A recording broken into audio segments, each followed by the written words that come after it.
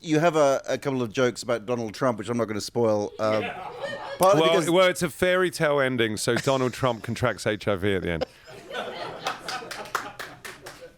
when I saw the film last week, I assumed these were last-minute sort of additions to the script. Yeah, that was in the last few months. I mean, what's been interesting, I've just come around, we've just shown the movie in Germany, Holland, England, round America, and, Norway, Spain.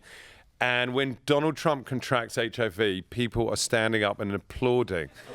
And to me, that's pretty worrying, because if he does become president, the hatred of this guy is so extreme that people will wish ill on him. Well, I should say, as someone who's here on a green card myself, that I utterly condemn these acts, these comments in this film. Now, if it was any other presidential candidate, no one would ever dare to ask him about this or her about this. Well, but he's already talked about the size of his knob, so I think, at the end of the movie, I had a bit of an argument with the studio, because they said, all right, you need to put a card in saying Donald Trump was not involved in this movie and Donald Trump is not HIV positive. And I refused to say Donald Trump is not HIV positive, because I said, I've got no idea whether he is.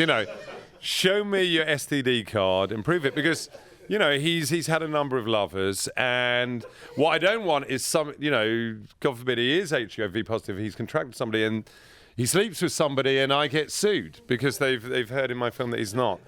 So we were in a legal battle for quite a while with the studio. Which you lost. Which there's a compromise, which you'll see when you go to see the film.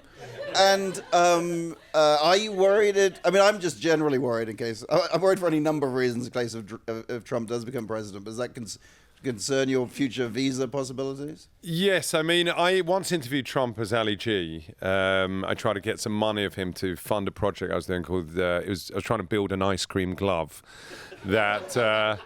It's well good because the ice cream is dripping, but with the glove on, it doesn't go on your shirt.